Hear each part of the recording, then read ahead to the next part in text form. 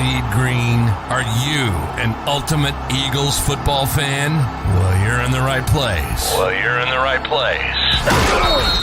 Ready? This is Birds 365, hosted by the new Mac and Mac, Jody McDonald and John McMullen. Here we go! Who collectively have covered and talked about more than 50 plus years of Eagles football. Kick off your day with Birds 365. You'll get debate. We love to argue. You'll get the real story from inside the locker room. And you'll hear from some of the great football minds from around the region. You're about to become an Eagles insider. Get in the game. Join Jody Mack and Johnny Mack and join the football community that flocks to Birds 365. Birds 365 starts right now. Welcome to the NFL. Let's go! Let's go! Go!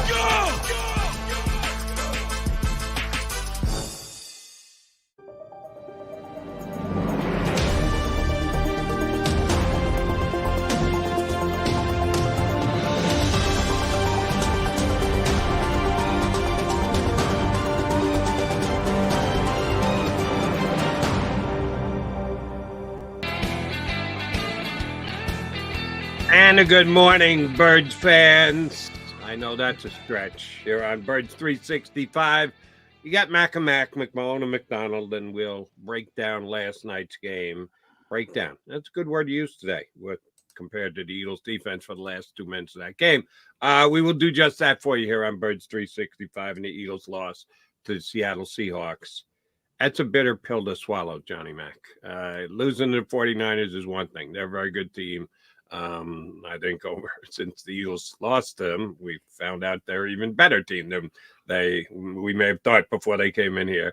Get beat by the Cowboys in their house. They won 14 straight games in Dallas. They were an underdog in both games. They were not an underdog last night. They were playing a team that had lost 4 straight games, and they just choked it away at the end of the game. How bitter a pill is it? Yeah, it's a bad loss. I mean, I think you stated it pretty correctly. I mean, San Francisco's by and far, people talk about Super Bowl contenders. Who is a Super Bowl contender other than the 49ers right now? So I heard a bunch of people say the Eagles aren't Super Bowl contenders. Well, maybe they aren't. They got to get lucky if they match up with San Francisco, maybe an injury, maybe something else. But who is? I guess you could argue Baltimore. Kansas City hasn't looked good. Dallas gets destroyed in Buffalo, on and on and on. So, somebody's got to be in the mix to be in the Final Four or however you want to whittle it down. But it's a bad loss. You lose to a backup quarterback for a team that's struggling. And he pretty much handled your business. It was ugly. I thought they were going to get an ugly win. I mean, number one, Bradberry's not having a good year. Number two, I think the defense played well enough to win. I got more issues with the offense today. Now, I'm not going to sit here and tell you, the big change from Sean Desai to Matt Patricia. Matt Patricia's brilliance was, game planning against a bad offense. That was I explained to people the improvements baked in. It was going to improve from where it was against San Francisco and Dallas. Two really good offenses, Dallas at home, San Francisco anywhere. So that part of it, I'm not going to go overboard on how much improvement there was, but there was improvement, natural improvement, baked in improvement. The offense was terrible, and the passing game specifically was terrible. And the quarterback, let's be honest, was terrible. Hopefully, it has to do with the illness he was fighting through, and he was sick. But I'm not sugarcoating it. He was terrible, Jody.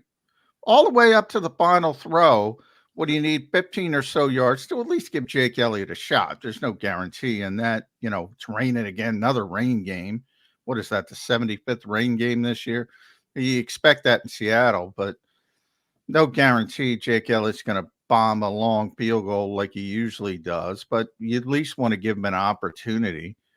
And why are you forcing the football down the field? Same thing with Quez Watkins. Why are you forcing the football? You're moving,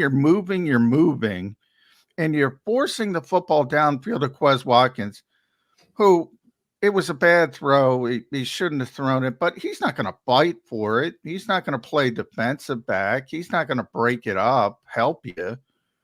Just the decision making is really bad at this point from the quarterback. And I don't know why the regression is. Now, typically it's not this bad.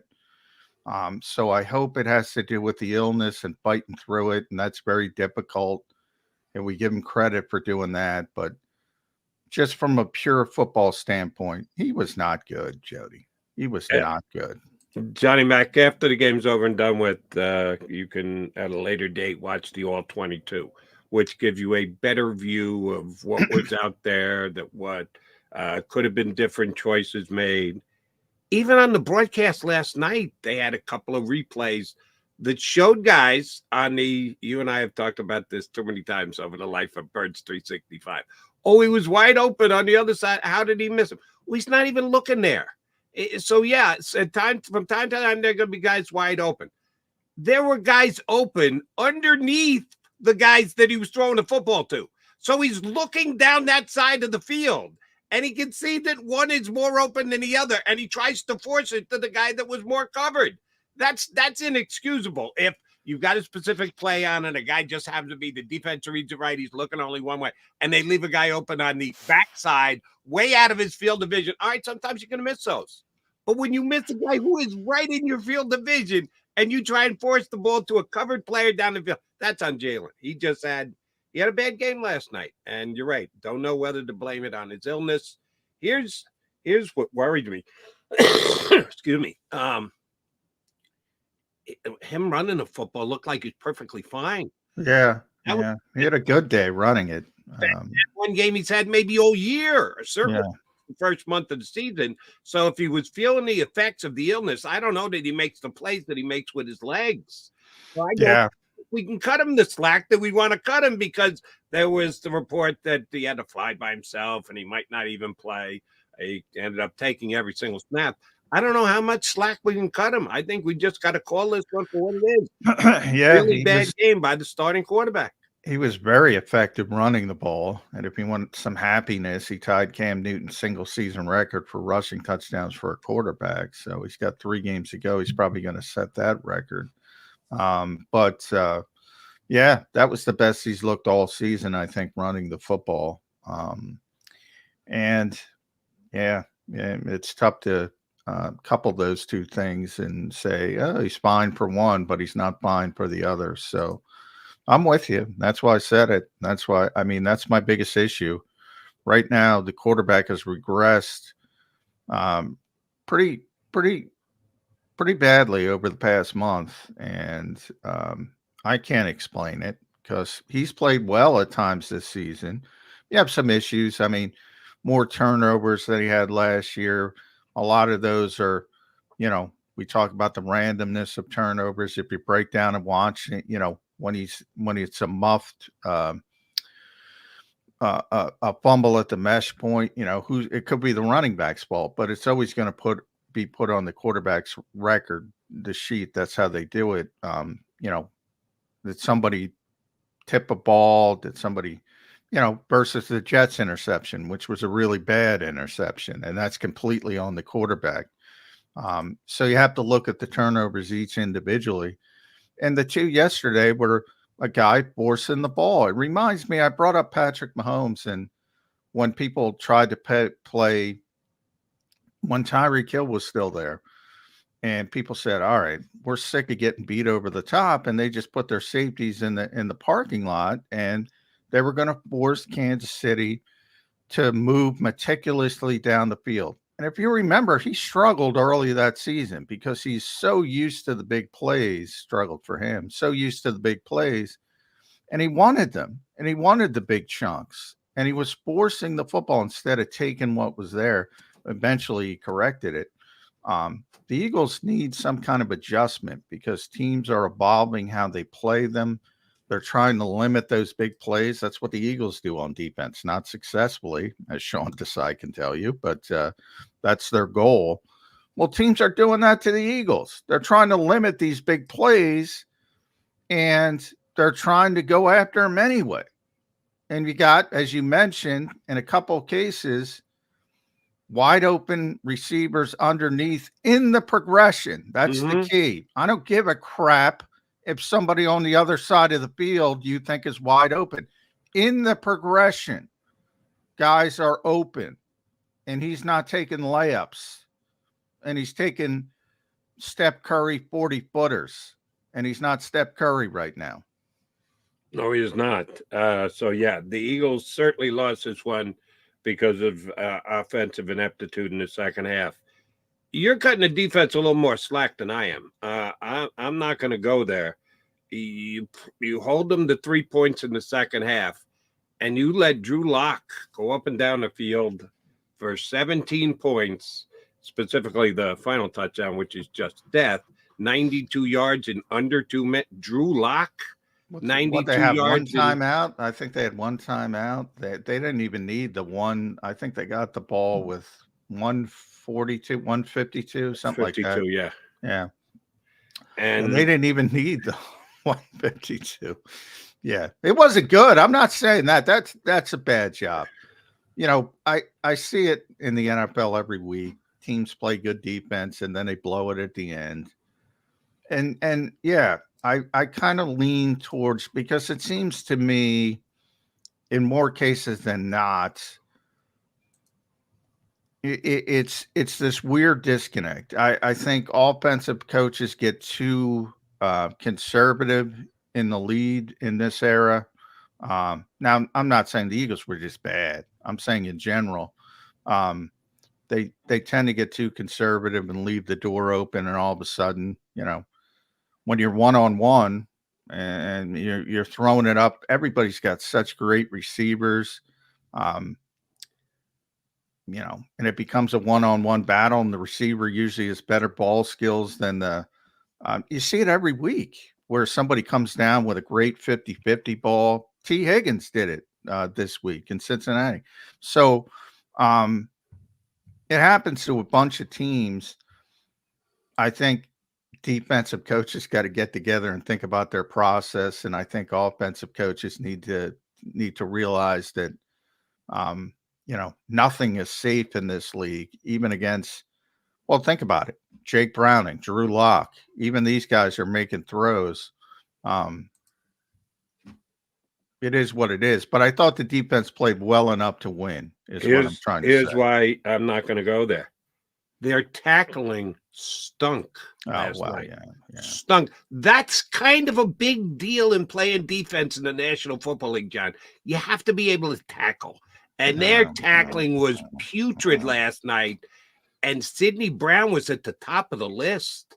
Yeah. He got more time. They played a lot of big nickel last night. He was on the field a lot, either as the safety or the safety / linebacker. And you just got to bring the guy to the ground. We talk about the fact that he's more athletic and he's faster and Eagles don't have speed. Athleticism and speed is great until you need to pull a guy down to the ground. And Sidney Brown missed a couple huge tackles last night.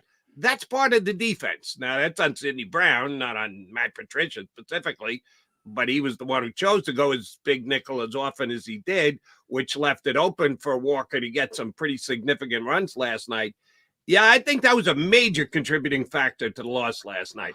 They didn't tackle worth. Yeah, well, I mean, I could go in telling you that Sidney Brown can't tackle, Kaylee Ringo can't tackle, Eli Ricks Ringo played well last night.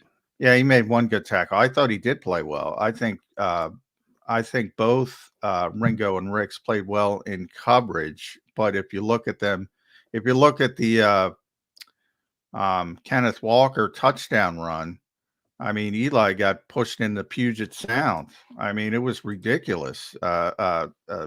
These guys can't tackle. I mean, you're a college football fan.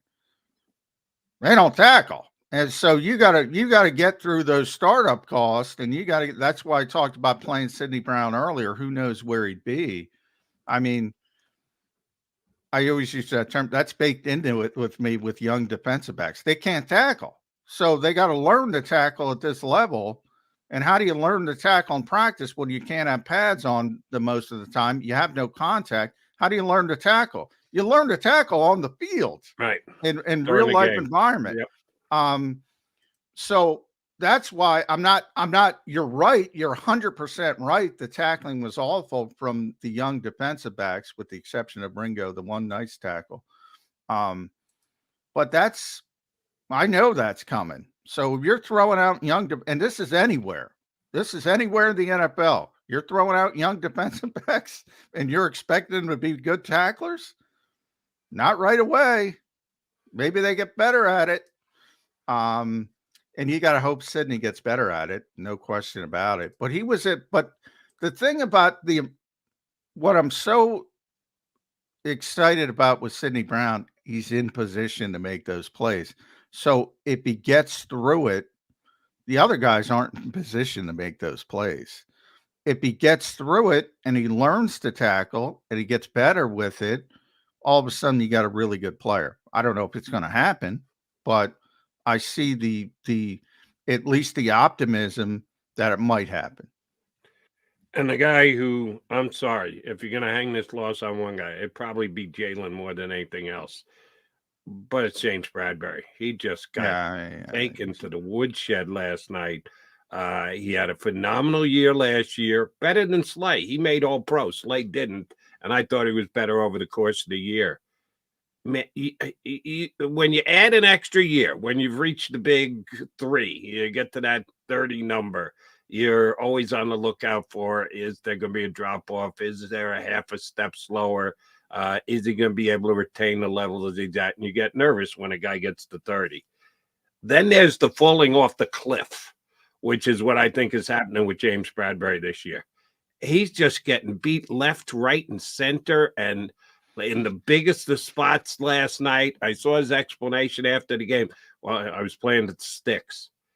If you're playing at the sticks, how do you let a guy get behind you? Come on. You have to know that that's a possibility, and you've got to have the ability and the speed to adjust, to get back and deflect that ball. He got beaten on both of the big gainers, including the touchdown pass that ended up costing the Eagles the game.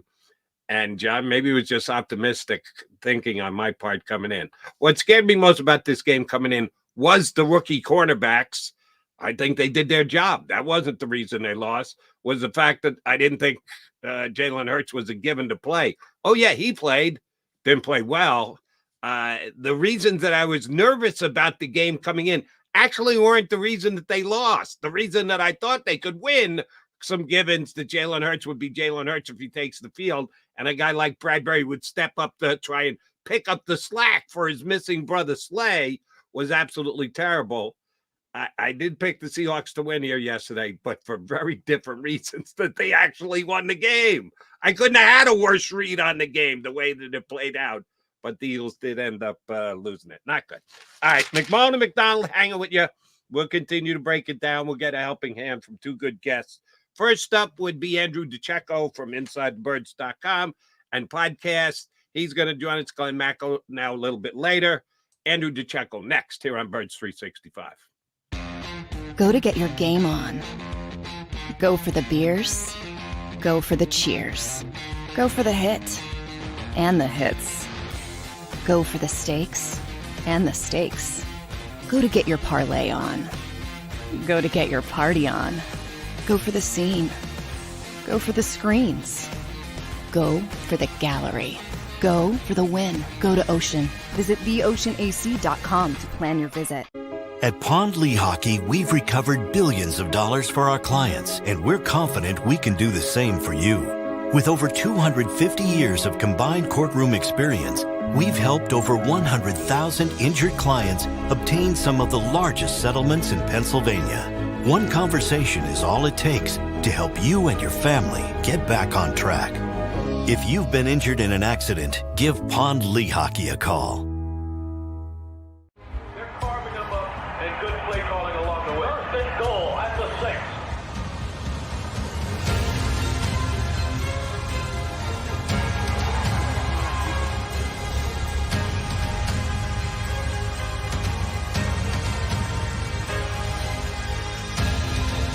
field of life, First Trust Bank is there for you. Champions on 3, 1.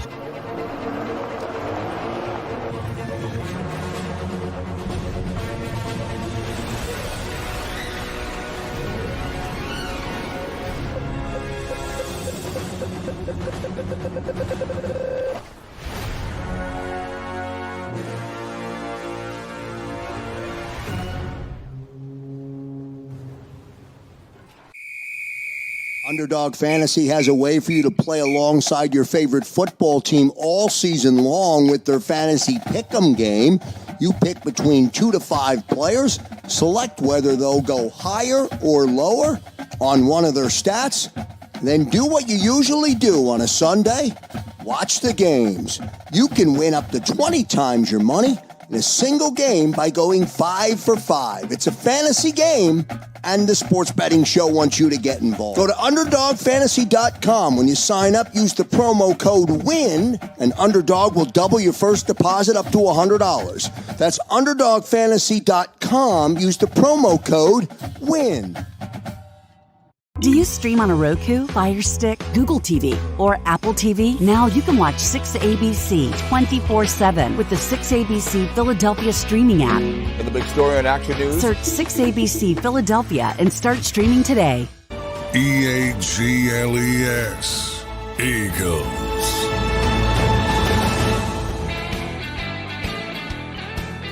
Mac here with you on Birds 365 after a gut-wrenching loss to the Seattle Seahawks. We're here to talk about it with you, and we get help, good help, from our buddy Andrew DiCecco from InsideTheBirds.com. Andrew, I want to start on an optimistic note, if that's okay with you. Sure thing. Oh, you found the one, huh? Yes, I did. How about that Braden man? He's a heck of a punter. I thought you were going to say Britton Covey with his 15-yard return. Britton's rock solid, man. Yeah. Britton's rock solid. I don't know if you heard us going back and forth, but we're given, reasons for the win and loss. James Bradberry obviously having a very poor season. Jalen Hurts, the regression, I think, is troubling over the past number of games. Trying to hit the home run all the time instead of taking the layup, Andrew. But I got to tell you, and I'm going to blame myself here. When it comes to assessing a loss like this, nobody talks about the head coach on this team still, even after this week, which to me was an abject disaster, the way he handled this week leading up to this game. Why is Nick Sirianni getting a pass when everybody's crapping on Sean Desai? They're crapping on Brian Johnson. There's a freaking guy at the top in charge of it all. It's weird, right? He almost seems like he's absolved of any sort of blame or culpability here, right? But his fingerprints are on everything, guys, as you know. Everything. Yeah. It's his offense. He calls the shots. He brings these guys. He has a hand in bringing these guys in. And it just seems like, you look at it, Matt Patricia, Sean Desai was a scapegoat. Let's call it what it is. But I just think that all these other things going on sort of deflects. He's able to sort of takes the spotlight off of Sirianni. But, and he's a year removed from the Super Bowl, which certainly helps his case there. But I think as we move further away from that, guys, and you start to see the dysfunction and the regression across the board, it's hard to take the spotlight off of Nick Sirianni eventually. I think it starts and ends there. So let me ask you about the response that he gave, because it was the first chance anybody got a chance to question him about the decision that he made to replace his defensive coordinator. And again, good for the broadcast that kept giving shots of Desai up there in the press box. At least he wasn't eating a hot dog, which was good. That would have been a really bad look. Who knows what the hell the responsibility breakdowns are, but the coach took it all. He said it was all me. It's all my call. I felt I needed to do it. He didn't expound on why 4 days earlier he said there was absolutely no problem, but then all of a sudden it was a big enough problem that he's going to make this drastic change. Were you buying what he's selling? Do you think it was all him, or do you think he was influenced to make that change? Personally, I've thought I think, and I've always thought that he was influenced to make that. I think someone helped him make that decision. Now, would he ever admit that? Obviously not. But I mean, and John, you and I have had a lot of conversations about this in the past, as far as, the ownership and their influence on and making some of those decisions. And to me, guys, I think that that was handed down from above, because when he spoke to John and everybody that was in attendance that day on Tuesday, I believe, he intimated that he had no plans of swapping out coordinators. No changes. And then he said midweek he decided to change that. So to me, I think that maybe somebody tapped him on the, because you had Sean Desai speak to everybody on Wednesday. So I think somebody tapped him and said, "Hey, look, this is the direction that we're going to go." And Sirianni said, "Yeah, let's do it." Yeah, in hindsight, he made the change, I believe, after Sean spoke, before shifting the practice on Thursday. Remember, they had a walkthrough. Yeah. Everything was pushed back a day because of the Monday night. And we all thought, well, that's weird. And they got the pads on. That was clearly when he made the change. Now, I'm the first to throw Jeffrey Lurie on the buyer when it comes to scapegoating people, because he's got a history of scapegoating people. So I get why people ask that question. But I'm going to go up. This is all Nick Sirianni. Now, when you make a decision like that, you do have to get the approval of Howie Roseman and Jeffrey Lurie, especially. But no, I'm blaming this on the head coach. And because Jody said he said he didn't want to tell us before the team. He said competitive advantage. And I know what a lunatic he is with competitive advantage, and I'm using that adjective properly. A nut when it comes to that. He believes it, and he has the right to believe what he wants. I think it's dumb. Everybody else thinks it's dumb. He believes it. Yeah, I think it's all him. Now, if they continue down this road, and they're one and done in the playoffs, say, there will be more scapegoats, and then Jeffrey will probably get more involved. I think this is all Nick Sirianni. I'm not blaming Jeffrey Lurie. I'm not blaming Howie Roseman. I think this is all Nick Sirianni. The optics were pretty bad. I mean, at the end of the day, it really looked like merely rearranging chairs, rearranging deck chairs. I mean, and the message that sends to your locker room. I mean, I don't know. I mean, my understanding, guys, and you could take this as a lack of confidence, but Sean Desai was viewed as a coach who would take the input from his players and ask, "Hey, what do you think about this call? Hey, what do you think about this?" And some players seem to like that, because you're getting them involved and you're asking for their input. Now, that can also be perceived as a lack of confidence. I mean, you're the coach, but I got the sense that he was a coach that was a little bit more. He involved a lot of his players, which I thought was interesting. The one thing I'll kind of disagree with you on, could it have been all Nick Sirianni's line of decision? Yeah, that is a possibility, and that's what he said. So we have to accept it until you don't have to accept that. He says, because he lies to everyone. Right. So you don't have to accept it. I'm not telling you have to accept it, because he has no credibility now on top of it. Yeah, it does. Right. It absolutely hurts his credibility. But I'll disagree with you on the timing. This is a pretty social media friendly squad that they got here. They got a bunch of guys that use Twitter and have podcasts and everything else. I had no bloody idea this came down until Sunday morning when Jay Glazer said it. Either one of you guys have any inkling that? Are you telling me they practiced all day Thursday and Desai was no longer calling the plays? Patricia was on Thursday, and then whatever walkthrough they had on Friday. It never got out. I keep it under wraps. I pride myself on picking up small details, but that one I did not see coming at all. Yeah, nobody saw it coming. But even Jay, people forget, Jay said they quietly made the change earlier in the week. Mm-hmm. Now, Nick told everybody to keep it in-house. That you can give him credit for, because everybody did a good job with it, and nobody went off the reservation from that perspective.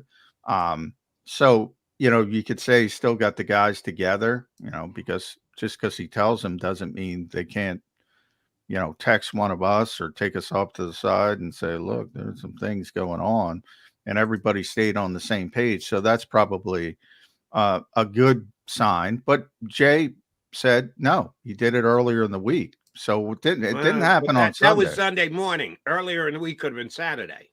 Yeah, it could have been, but it was Thursday. It was Thursday. I'm confident now, as guys gotten to talk a little bit about it. It was on the practice on Thursday when I think might have been Kelsey said it, or might have been Bradberry. One of those two said it last night, that it was, it was the practice. It was the shift in the practice was the signal.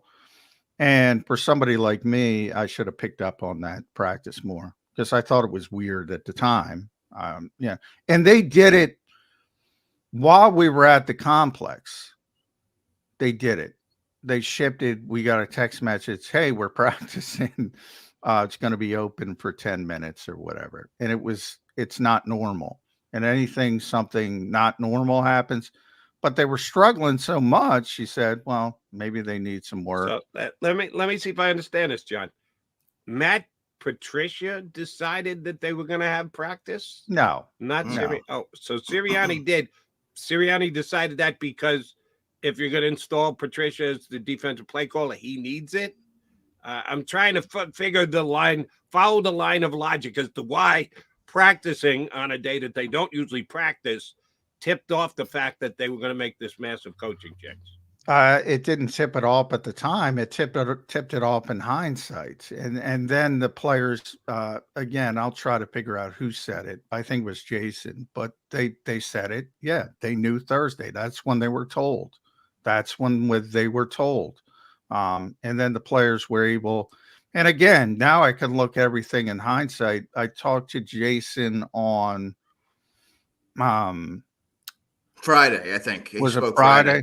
Yeah. I talked to Jason on Friday and I asked him straight out, what do you think the change in practice was? Was it about messaging or was it about getting the younger players work?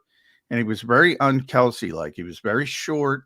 He was very terse. And he said, you're going to have to ask Nick that.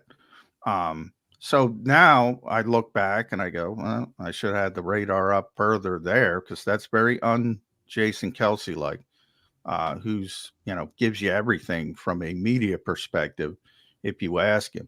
And he didn't want to talk about it because he didn't want to get in trouble with it. He didn't want to say something he shouldn't have said. So in hindsight, it's pretty clear that's when they made the change.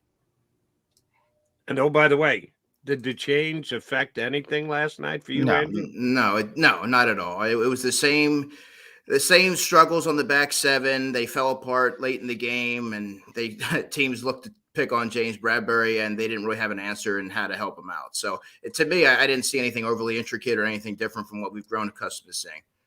By the way, Andrew, getting back to on the field issues, what does it say that they're picking on James Bradberry when Kaylee Ringo and Eli Ricks are out there?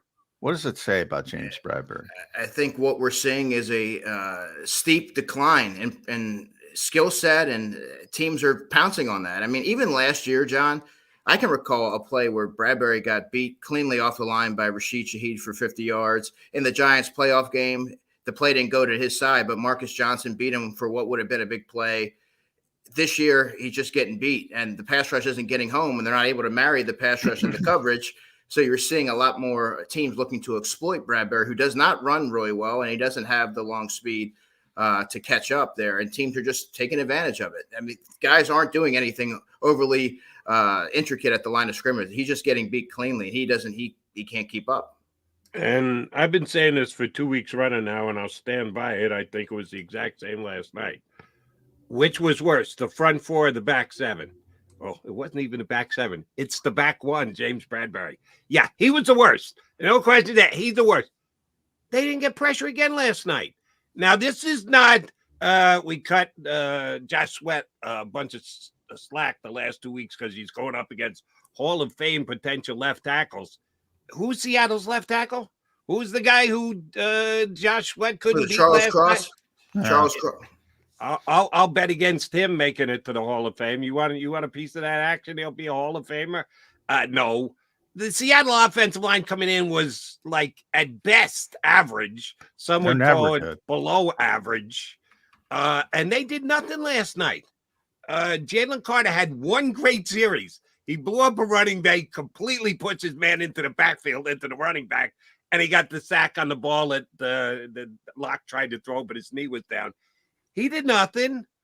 Hassan Reddick did nothing.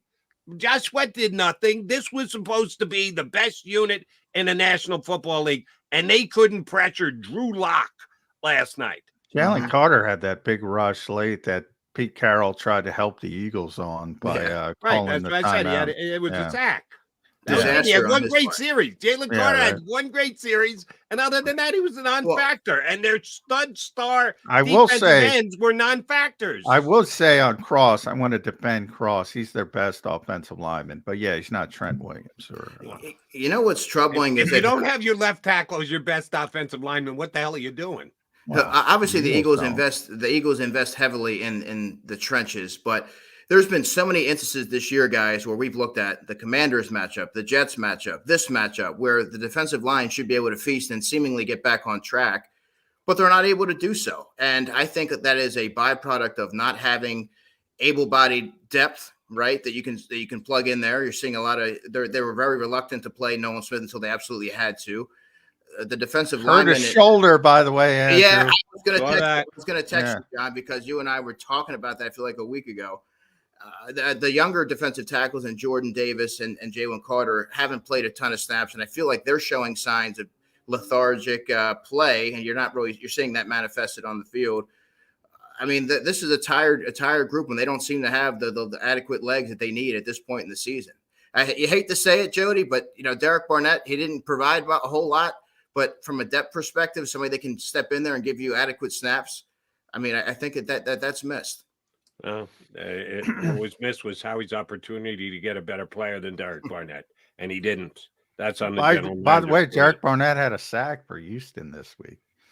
Big DB. Yeah, I almost texted you, Jody, about that because I was like, hey, look, man, DB's breaking out. DB, baby. Okay, yeah, he's breaking as they make the run towar's the playoffs. Now, I'll say this. I think that if you want to see a drastic change in the defense, I mean, there's no reinforcements coming, but if I'm the Eagles, I'm looking to sit James Bradberry down and maybe insert Keely Ringo and Eli Ricks as your starting corners on Christmas Day against the Giants. Whoa! Get them the reps and let them kind of work through any kind of growing pains. But I think that they're going to have to lean on those two guys down the stretch until Darius Slay comes back. Wow. Yeah, I'm not going to go that far. I'm not. Well, look, you and I like JB. We talk to JB a lot, but the regression is certainly. No, he's having a bad year. I mean, I'm not trying to shield James Bradberry. He's having a bad year. But both of those guys, like I think people get too caught up without the context because they both played pretty well in coverage last night. Now, I said to Jody on that Kenneth Walker touchdown, they pushed Eli Ricks into Puget Sound. I mean, that was pathetic run support. And what about when he tried to make the tackle on the one play and he threw the guy forward for a yard, I guess, because he's just not an overly physical player, which is why he wasn't in on early downs when he was playing nickel. Now, I think they both did pretty well in coverage, both a lot more than I expected, but you do have to put in that's Drew Lock. It's not, and next week it'll be Tommy DeVito. So you'd have the opportunity to do it and probably not get hurt. But I think long term, boy, I don't know if those guys are ready. I think it's good that they're getting them some reps and they have to with Slay out. If Slay was back, and Slade was there, I'd feel more comfortable. All right, maybe give Ringo a shot, give Ricks a shot, whichever way you want to go.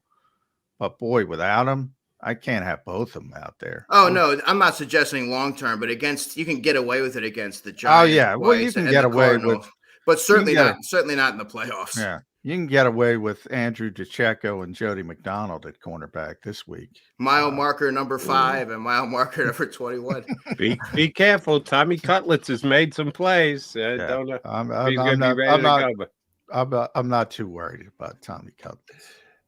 All right. Prior to last night's game, who would you have been more worried about, Tommy Cutlets or Drew Lock? Drew Lock by a million years. Drew Yeah, Lock he's is at played least a lot more football. A lot more football. Yeah.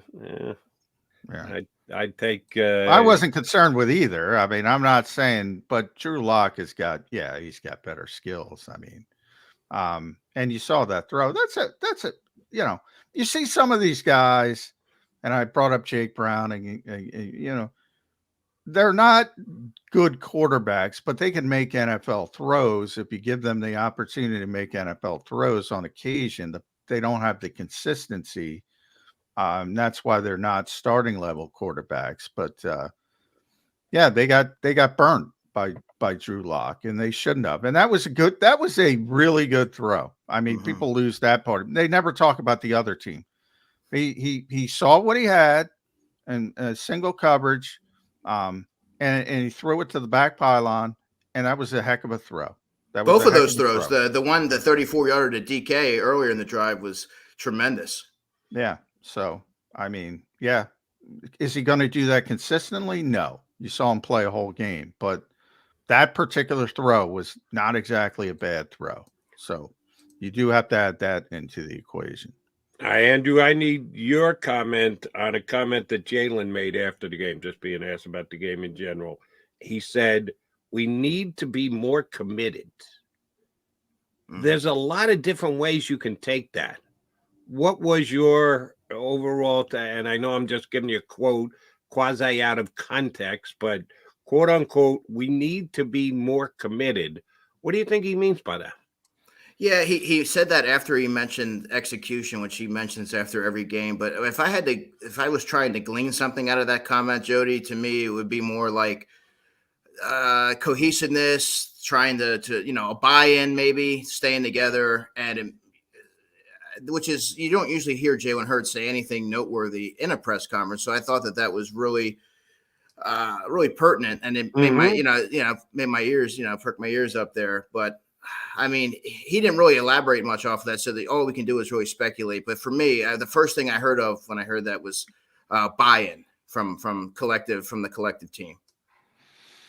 All right, let's throw Howie Roseman onto the fire a little bit. What the heck is Rashad Penny doing here? What the heck is Albert O doing here? What the heck is Shaq Leonard doing here? I mean, they had to start a linebacker, but when it comes to Shaq Leonard specifically, because the other guys aren't even involved, it's just a matter of Shaq Leonard had to start a linebacker, but they want big nickel or three safety look, whatever you want to call it, if you want to call it time, for the vast majority of the game, because they don't want Shaq Leonard out there. Why? Other than fans don't like Christian Ellis. It's not a big deal, but Christian Ellis would be here for years at least as a good special teams player, cost effective. That's what the Eagles preach. Blah, blah, blah. You get injuries, you get injuries. It's not their fault Nakobe Dean got injured. However, the Band-Aids. I got a problem with the Band-Aids when the Band-Aids don't work. And the Band-Aids aren't working. And people go, oh, Julio made a big reception. Did he? 6 receptions in how many games? Kevin Byard hasn't bit, really, to a significant degree. I think he's playing a little bit better. But I don't know if that has more to do with Drew Lock and the Seahawks offense than anything else. But Shaq Leonard, 28 snaps. And I'm old enough to remember the Shaq Leonard sweepstakes and folks lobbying for him to come to Philly. And he was a great player. Great player. Once before the back surgery. Yeah, before injuries. And he was available for a reason. I mean, the Colts walked away from a significant chunk of money. That's very telling right there. But I don't know what the Eagles or what many expected they were getting in Shaq Leonard. You're getting, on paper, you're getting a serviceable player who's logged a ton of snaps, a former All-Pro, but he doesn't have anything left. And you saw that. I mean, that was particularly evident, guys, on that Kenneth Walker touchdown run. Really hesitant, slow to react, stiff. Just doesn't have the wheels anymore, man. I don't know. I'm to your point with the Band-Aids. Braden Mann has been their best in-season acquisition. Braden Mann, yeah. Bradley Roby's been okay. Julio Jones has been a non-entity. Kevin Byard, I thought that he was going to be a plug-and-play, big-time player, but outside of the Chiefs game, he really hasn't made an impact on the defense. So it's fair to start looking at some of these in-season Band-Aids when they're not plugging the wounds. Wow. When you grouped all of them together, it all of a sudden sounded like, what the hell, how he been doing? Because he's been taking more swings and misses than he is making solid contact into the gap. That's not good. The punter, By the way, the punter upgrade. That'll get you to the February game. By the way, I don't want to pick on, and I don't even know who asked him the question, but somebody asked Shaq the question yesterday on how he prepares for a game with a new defensive coordinator in midseason. What I mean, he just freaking got here. It's not anything. What are you supposed to say? Yeah. But anyway, I digress. From the standpoint, there's so many things to complain about this team today, and a special edition overreaction Tuesday. I do think, though, when I get through it all, and I said this to Jody, and I want to run it by you, Andrew. I think the defense played well enough to win. They're never going to be great. That's for the offseason. They made some mistakes personnel-wise. They think they made a mistake coaching-wise. They have to fix that stuff in the offseason, maybe scheme-wise as well. For now, this is what it is, and you got to make the best of what you have. I thought they played well enough to win the game. I'm blaming the offense more than the defense. Agree or disagree?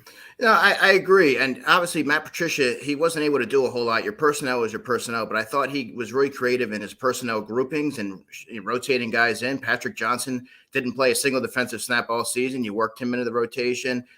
Keely Ringo, Eli Ricks, Sidney Brown, they just added some fresh legs and energy to the defense. I thought there was a lot more physicality and flowing of the football. And I thought they got off the field when they had to, John. So I agree with you there. Offensively, you have so much talent there to only muster 17 points against the Seattle Seahawks, which is far from a Legion of Boom, is inexcusable.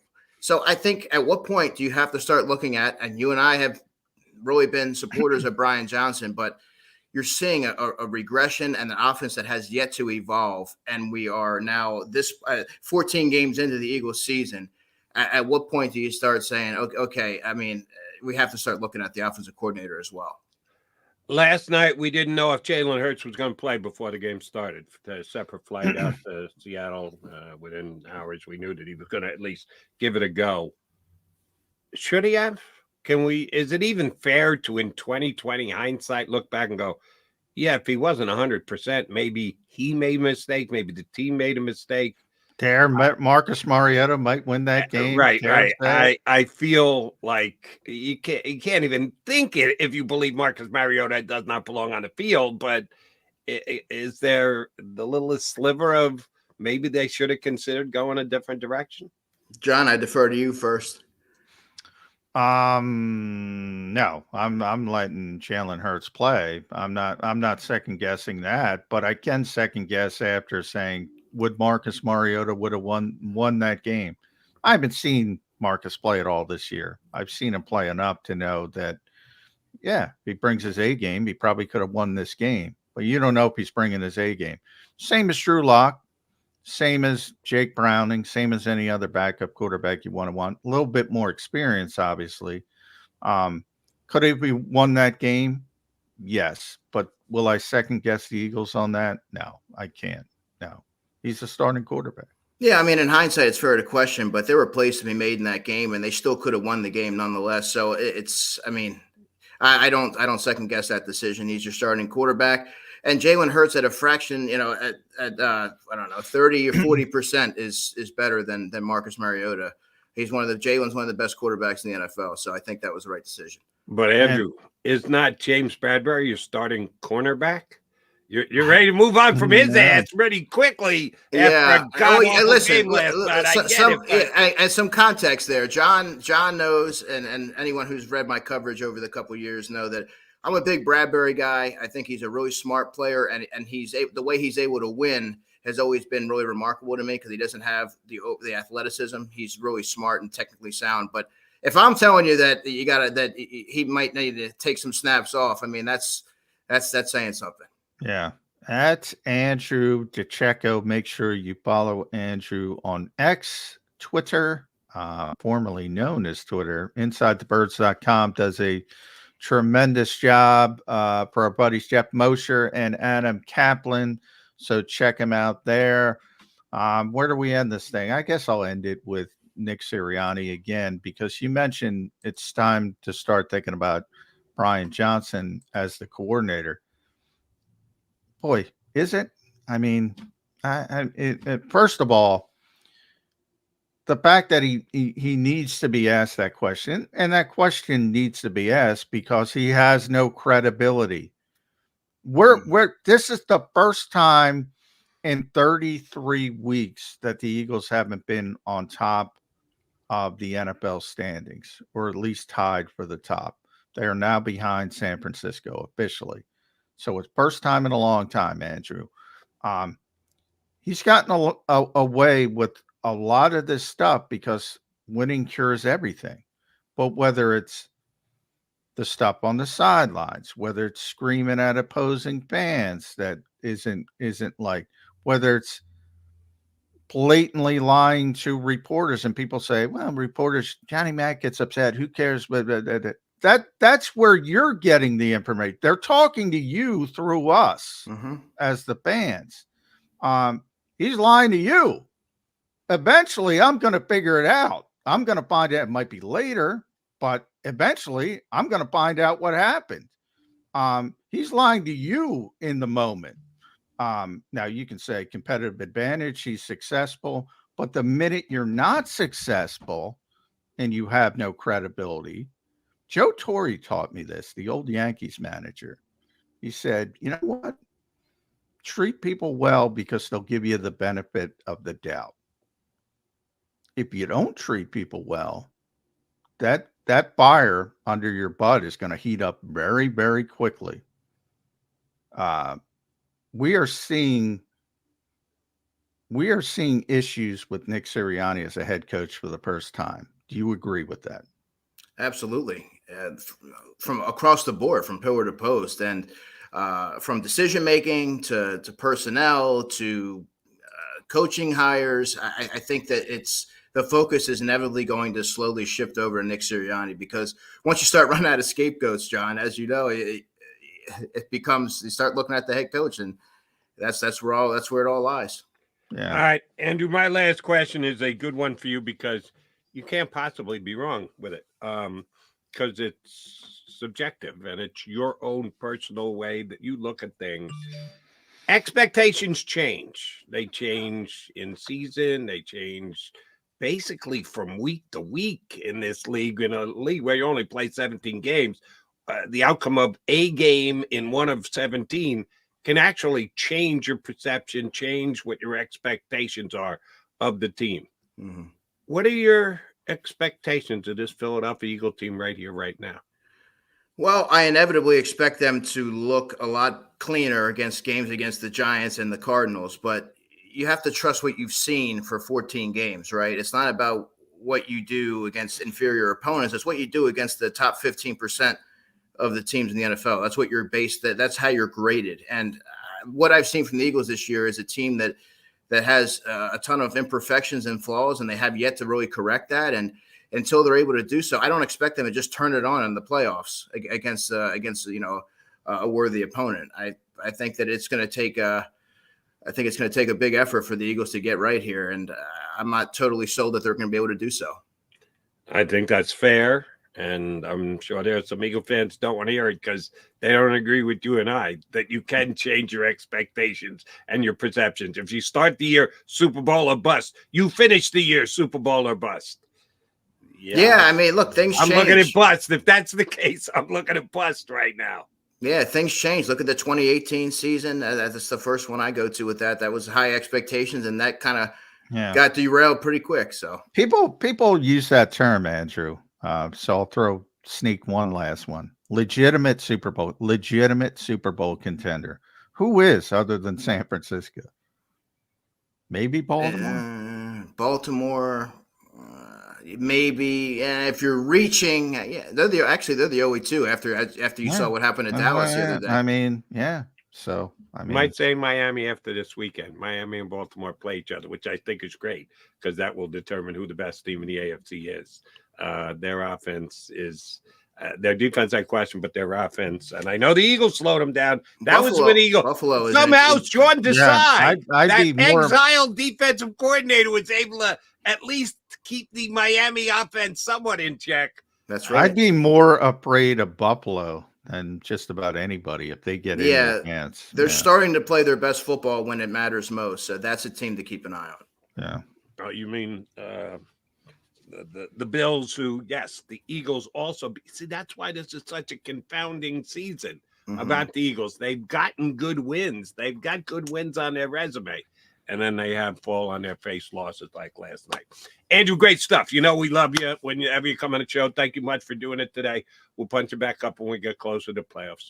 Always enjoy talking to you guys. Have a good day. Thanks, Buzz.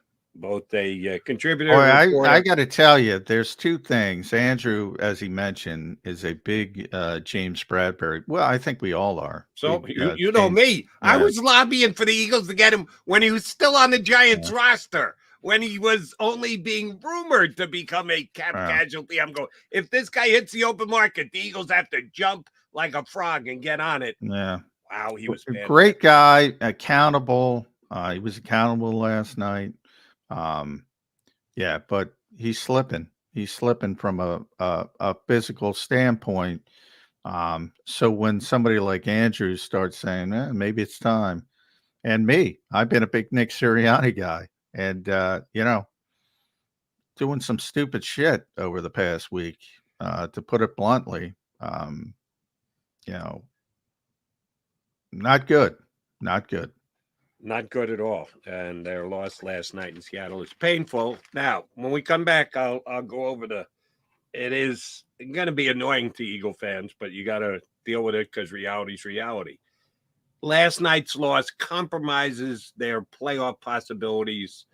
I could have told you prior to last night's game, I don't see San Francisco losing. I think they're going to be the number one seed. So now, them being the number one seed, we're down to under 3% chance they're going to be number one. So forget about that. But winning the division is still within their grasp. We'll go through some of that next here on Birds 365.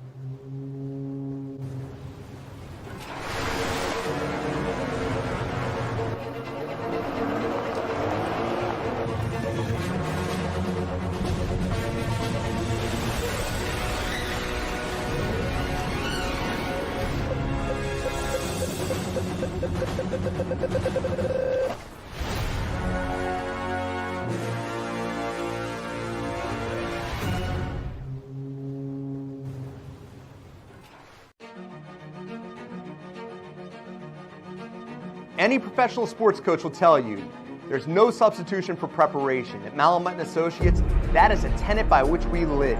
We prepare from day one for victory. Anything less is not acceptable.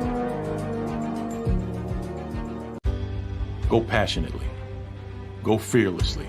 Go confidently. Go Birds! Go confidently towards your goals with First Trust, Philly's hometown bank for nearly 90 years, and the official bank of the Philadelphia Eagles. We're focused on getting you over the goal line. So go with conviction, go with trust, Go Birds! and go forward with us by your side. First Trust Bank, the official bank of Philadelphia Dreams. Oh, and go Birds. Underdog Fantasy has a way for you to play alongside your favorite football team all season long with their fantasy pick'em game.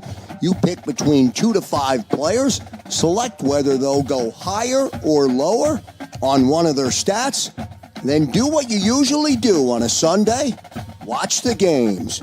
You can win up to 20 times your money in a single game by going 5 for 5. It's a fantasy game, and the Sports Betting Show wants you to get involved. Go to UnderdogFantasy.com. When you sign up, use the promo code WIN, and Underdog will double your first deposit up to $100. That's UnderdogFantasy.com. Use the promo code WIN.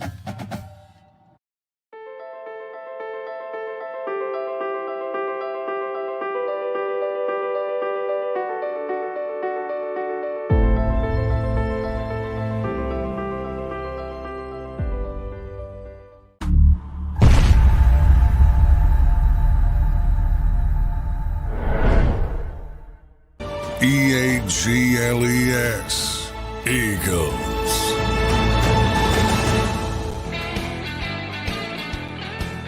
Johnny Mac and Jody Mac here with you on Birds 365. Coming up in less than 20 minutes from now, my bud Glenn Macnow, host of Eagles Pregame Show on their radio network, host on WIP, gets stuck working with me. We'll talk to G-Mac coming up in less than 20. What is the Eagles' schedule this week, John? I know it gets changed around. Not out yet. Yeah, not out yet. They're coming, obviously, late game, travel day. They're not doing anything today. So Nick Sirianni's probably not going to talk until, I don't even know what day we are, Wednesday. So it's going to be similar to last week. Probably practice Thursday, Friday, Saturday, off Sunday, Christmas Day game. It's probably going to be similar to last week. What do you think, Sirianni? And you said it's probably going to be tomorrow, and you had no idea what time because the Eagles scheduled as they see fit. Don't know what time Nick's going to talk. That's going to be a tough spot for him to do, and it was tough last night after the game. He didn't have answers. I will give him credit, even though on a week where he either did a major flip-flop or just basically lied to everybody, I don't know that I just accept everything he says at face value. He did take the entire hit for the Patricia thing. And again, we're watching it on TV. We're not there. We're not in the room. You can't judge body language just from what I saw on TV. Either he's a really good BSer, or he really did make this decision uninfluenced by others, because I believed him when he said it. When he said, yeah, that was my decision. He said it with force. He said it looking straight into the camera. I believed him just off his facial features and the way that he delivered the answer. You buying, or do you think he was significantly influenced? I said it when we were talking. I believe him. This is not, now when it happened, I said this might be his micro moment where, in essence, Doug said he was going to keep Mike Rowe. Jeffrey overruled him, and he had to come out there, tail between his legs, and fire him and explain that. Originally, I thought that's what might have happened, but after texting people behind, it's pretty clear it was his decision. Now, again, he has to get approval for something of that nature. But no, I believe him, and that's part of my problem. I believe him because I think he handled it horribly. Look, if you think Matt Patricia's I think Matt Patricia's a better coach than Sean Desai. Should have been done earlier. Number one, week 15 when you're 10-3 makes no sense. You had this whole, you saw everybody. Well, Baltimore did it with Cam Cameron and won the Super Bowl. Pick out the one anomaly that happened to work out and cross your fingers. You can always do that because they've been playing this game since 1933, and okay, you can come up with one. Good for you. It generally doesn't work out well. It sends the optics are terrible. It sends a message of panic for a guy who preaches steady ship, connection with not only his players but his coaching staff. You scapegoated, as Andrew said. You scapegoated him. There's no other way to look at this. This is a guy people are talking about. Oh, he might be one and done. He might be a head coaching candidate. And now he's the dumbest guy on the block in the same season. He didn't get dumb overnight. It's amazing to me the shifts with these coordinators. He was a scapegoat. You saw yesterday, yes, there was baked in improvement. They still failed against a lesser team with a backup quarterback in the biggest spot, which I give him a little bit more of a pass for because I think overall than you do, because I think overall they played well enough to win if the offense carried its water. But the bottom line is, and by the way, remember what that play was, the essential game winner. That was 3rd and 10. That was 3rd and 10. 3rd down again, 3rd down and long again. And they can't get off the field in the biggest moment. And they would have went for it in 4th down. But you get my point. So it to me, right now for the defense. He's part of the defense. You can't just put him to the side. Say, yeah, the defense did its job, except for James Bradberry. Well, James Bradberry is part of the defense. Yeah. To me, it just sends us, and you're seeing it now. It just sends messages of panic. The optics are terrible. And, he got to ask the questions, basically, when did you make the decision? Who has the final say on defense? Confirming it was Patricia, which we all reported, we all knew. And then he got the question, okay, Mr. Lack of credibility, do you feel like you need to make other coaching changes now that you lost again? And he's like, no. And I can tell you, because Nick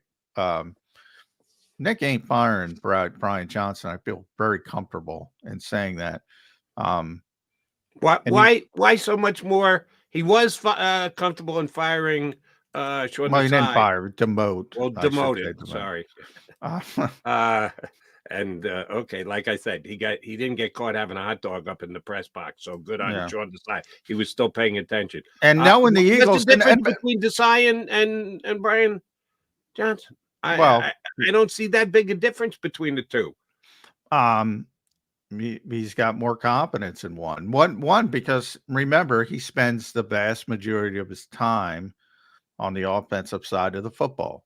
So I think when people start blaming the offensive troubles, I think they skip over the most important part of it, which is the head coach. Him, yeah. And they go straight to Brian.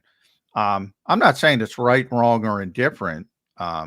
He's just not firing the guy. So, but he got the questions, Mr. Lack of credibility, and he's like, no, 3-4 times. You can't complain about being asked those questions when you just did it.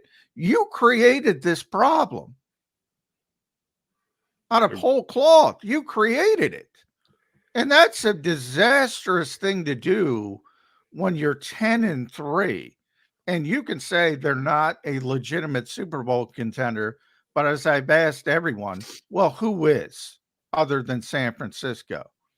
And you don't know if Christian McCaffrey's going to sprain an ankle in the divisional round. And maybe you get lucky. You roll the dice. You get there and you see what happens.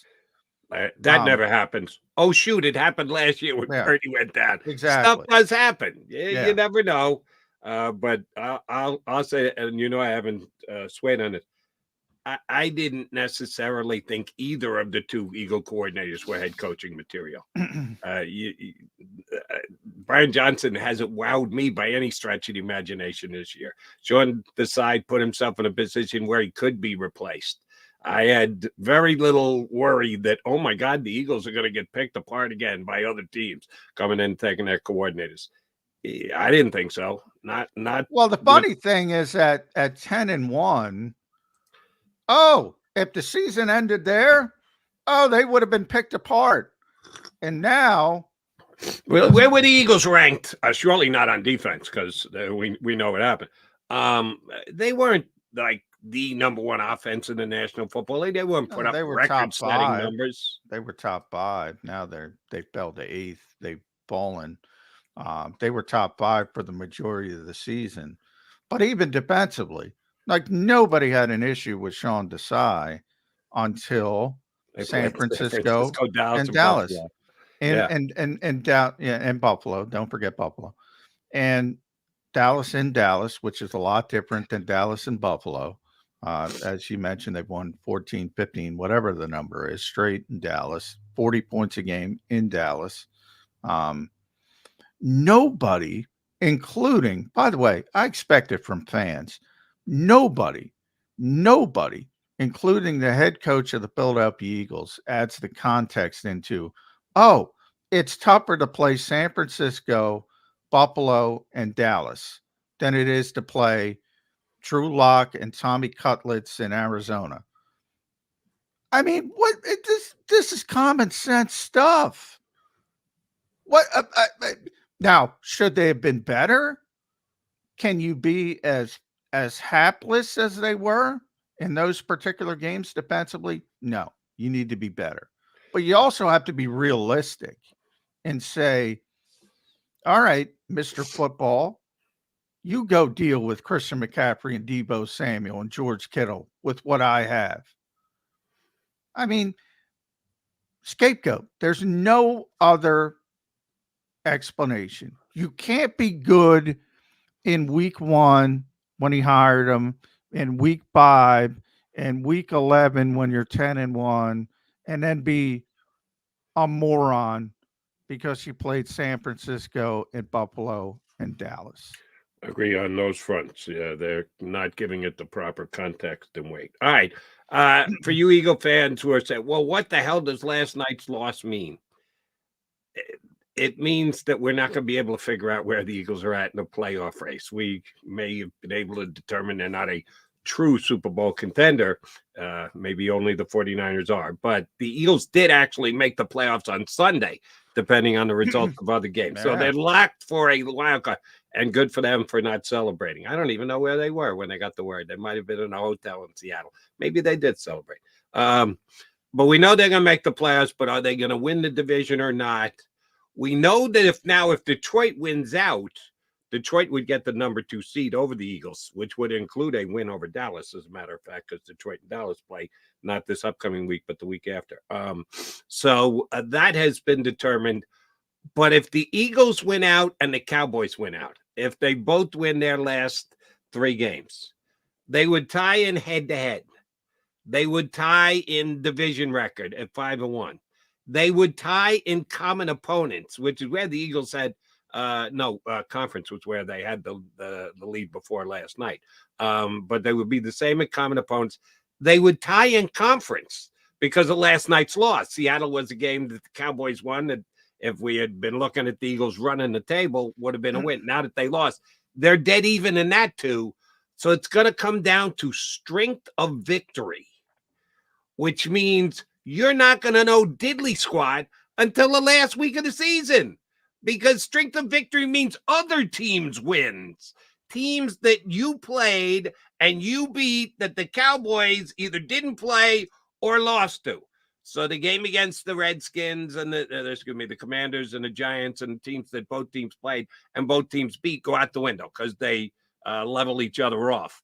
But the teams that the Eagles beat, who the Cowboys didn't, Minnesota, Tampa, Kansas City, that's a good one. Buffalo, that's a good one. Arizona, not going to be of help. If they beat Arizona, but Arizona's only got Giants 3 aren't going to be a help. The Cowboys are getting help. Giants are irrelevant because if the Eagles beat the Giants twice, the Cowboys already beat the Giants twice. Yes. Eagles, Giants, and Commanders become non-factors. But the Cowboys beat the Jets, which is not a great win because the Jets haven't won too many games. Hey, they beat Chargers. the Eagles. Right, but again, those balance each other out. They beat the Eagles. Eagles beat the Cowboys. Carolina hurts the Cowboys. That's one of the Cowboys' wins this year, was beating up at Carolina. Yeah. And they only got 2 wins. But if they do win out, that means they beat Detroit, which is a good win. That's a 10-win team that they will have beat. I think you got to worry about Detroit more than the Cowboys when it comes to the number 2 seed because I'm worried about the division first, John. I'm not. What are you more worried about, winning the division or finishing with the 2 seed? Well, yeah, you got to win. Well, I want both, obviously, Oh. but you got to win the division first and go on from there. But I think there's a chance you win the division and lose the number 2 seed to Detroit because I think Detroit's going to. Isn't Detroit in Dallas? Yes, Sure it is. Yes. You think Detroit's going to be the team that's going to go down and take the Cowboys off that winning streak? I mean, a lot of it's recency bias because they were so bad against Buffalo, but you're right. I mean, they've been so good. They're a completely different team in Dallas. I know Detroit has to play Minnesota twice. That's not a good matchup for the Vikings. They're going to beat them twice, I think. And then it's going to come down to that Detroit-Dallas game. And they're both good teams, not great teams. That was a tough game for Dallas, but they are a completely different team in AT&T Stadium. No doubt about that. They are, and those 2 teams will meet before the season is over and done with, but it just means you're not going to know. We all like to know for certain. If we do this, then this will happen. It's going to come down to waiting till the last week of the season and see what all these other teams do because it changes every single week with whether Minnesota, Tampa, Kansas City, Buffalo, Arizona, the Jets, the Chargers, Seattle, Detroit. Seattle saved themselves with that win. They're back in the mix, baby. Wouldn't be in the playoffs today, but they're now back in the mix. That was a big win for Seattle. All right, he's McMullen. I'm McDonald. We're going to get another Mac involved. That would be my Sunday partner on WIP Radio, the host of the Eagles pregame show on their radio network. Glenn Macnow comes in next here on Birds 365. Go to get your game on. Go for the beers. Go for the cheers. Go for the hit and the hits. Go for the stakes and the stakes. Go to get your parlay on. Go to get your party on. Go for the scene. Go for the screens. Go for the gallery. Go for the win. Go to Ocean. Visit theoceanac.com to plan your visit. At Pond Lehocky, we've recovered billions of dollars for our clients, and we're confident we can do the same for you. With over 250 years of combined courtroom experience, we've helped over 100,000 injured clients obtain some of the largest settlements in Pennsylvania. One conversation is all it takes to help you and your family get back on track. If you've been injured in an accident, give Pond Lehocky a call. They're carving them up and good play calling along the way. First and goal at the 6.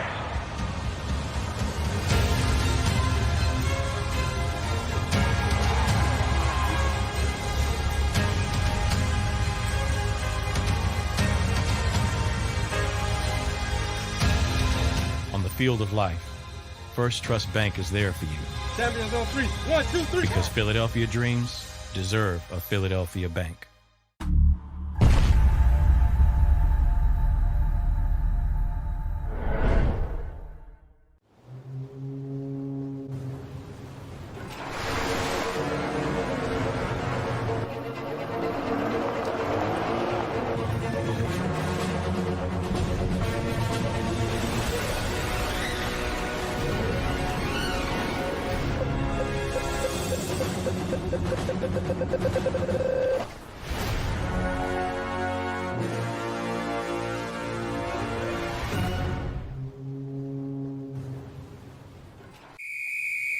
Underdog Fantasy has a way for you to play alongside your favorite football team all season long with their fantasy pick'em game.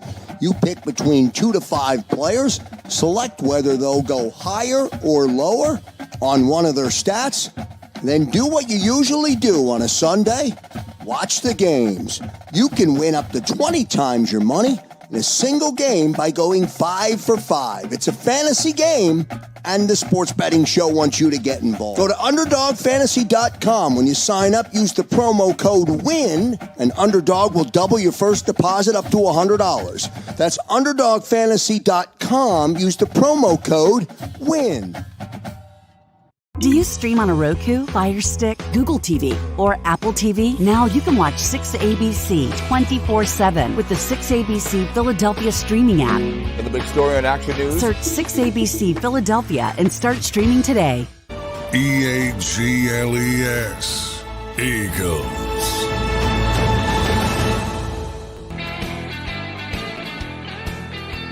You got Mac and Mac here, and Mac.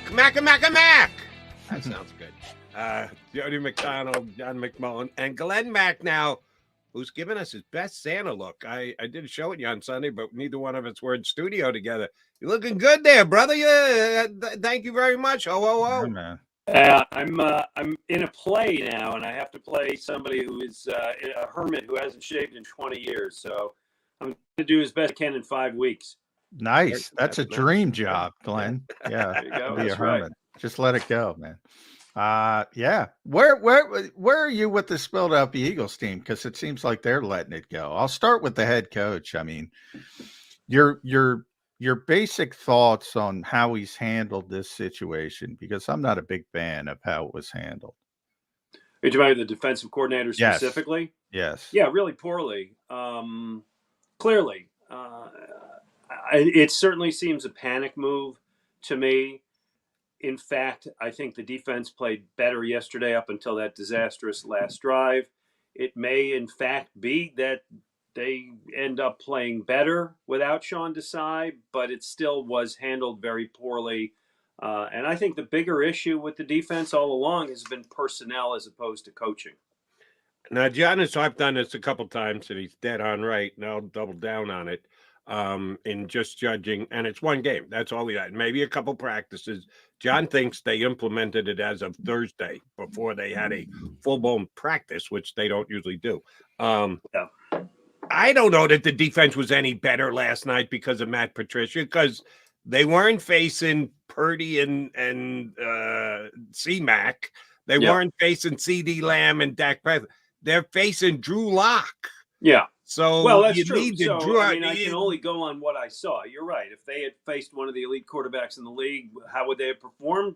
Obviously, you would expect that they would have played worse. So I can only go on the fact of who they played, and I was generally encouraged. Again, up until, how'd you enjoy the play? Before Lincoln got shot, it was great. And then Lincoln got shot. And it ended disastrously. And, Bradberry couldn't cover me at this point. But, my bottom line, I think my bottom line may be a little bit different than yours in that as clumsily as it was handled, I think there may be a little bit of hope for that defense moving ahead over the course of the next 3-4 games. I'll say this, Glenn, from a leadership standpoint, we always hear and you got businesses, you got to show a steady hand, and in times of turmoil, you don't run around and scream at the top of your lungs and change everything at the first sign of adversity. This team had the best record in the NFL for 32 consecutive regular season weeks. First time in 33 weeks they don't have it today. That's pretty good.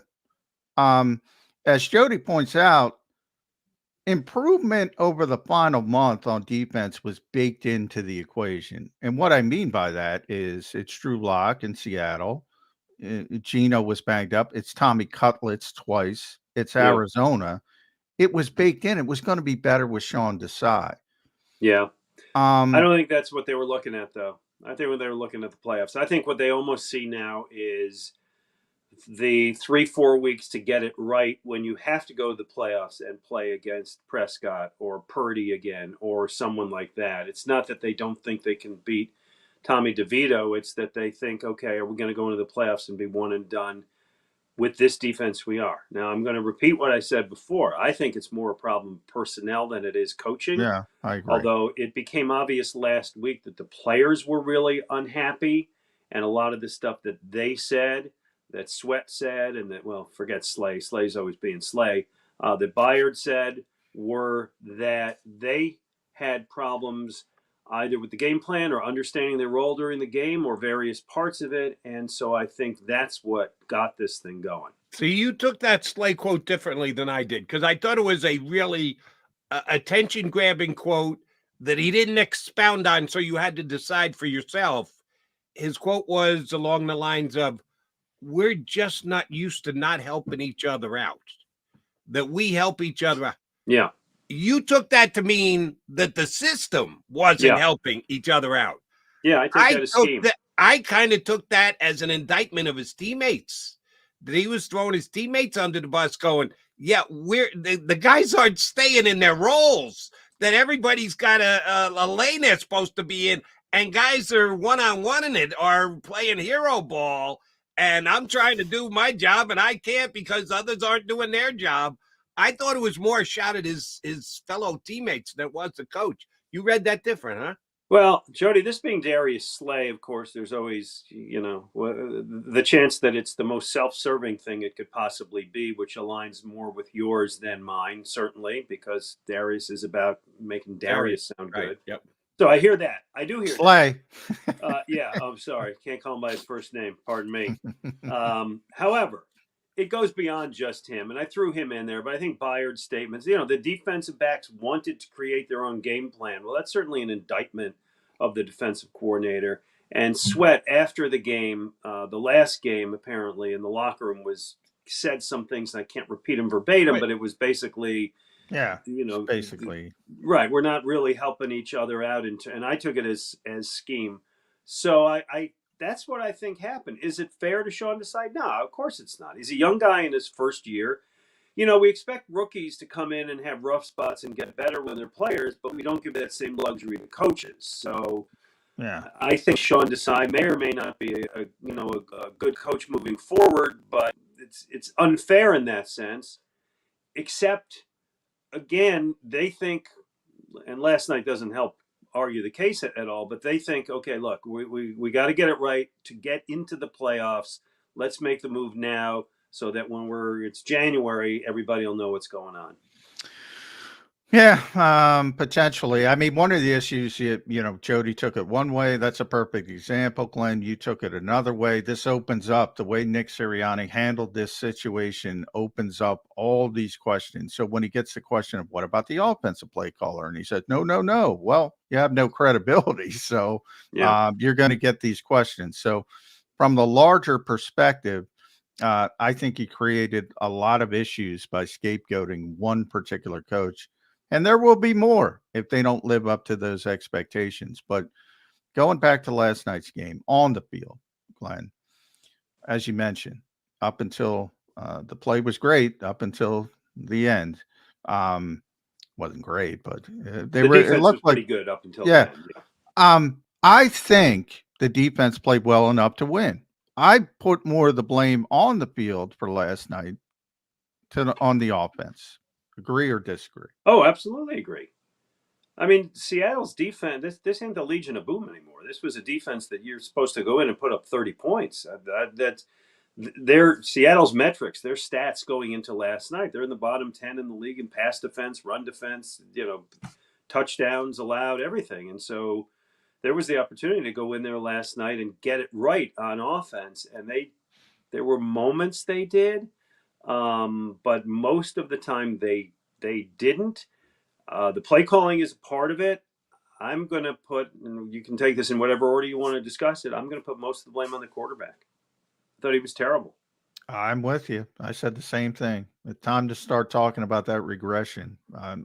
Maybe it was the illness, but maybe, you know what? He was great running the football. Yeah, that's why I don't think it was the illness. It wasn't the illness because it's the same problems we've seen in the last few games of judgment where, and I'll narrow it down to one specific thing, which is right at the end of the game, and there's whatever there was, 13, 15 seconds to go, and you got a couple timeouts, and you got to go about 15 yards for Jake Elliott to hit that field goal. And it's really clear what you need to do. 2 passes to Goddard, whatever you need to do, get 15 yards, kick the field goal. And he's, again, playing hero ball, throwing a really low percentage bomb attempt that got picked off. and he now does that repeatedly, and I don't understand what's in his mind when he does. On that particular play, you think that's an AJ thing? Game's on the line. I got to throw it to my guy. Because an AJ thing in terms of Hurts throwing it to AJ. Okay. My guy is going to make the big play. Yeah, that does bother me, and it hasn't reared its ugly head often. When he ever tries to spread the ball around, AJ gets upset and confronts him on the sidelines. But I have wondered all year if this was going to rear its ugly head at any point. That when in doubt, even in the double coverage, I'll throw it to AJ. He'll go up and make a play over 2 defenders. And it bit him in the rear end last night, Mac. Yeah, I think he narrow focused on him. Now, I have not gone back and seen the film and who else was where and who else was open. Guy was open underneath. Okay, right fine. underneath in his field of vision, and he didn't throw the ball to him. Yeah, then that's the play, right? That's the easy, obvious play. Kick the field goal. Let's go to overtime, fellas. And so to your point, Jody, yes, I agree that last night, and I found that we saw it in the game before this and more. Listen, AJ's having an amazing season, and looking for AJ more often than anybody is a great idea because he's one of the 5-10 best receivers in football. But time and place and read the field, and there's that was not the time to go for that play. It's not 2nd down and 8 in the first quarter when you can say, okay, let's take the shot. It was when you needed 15 yards to kick a stupid field goal.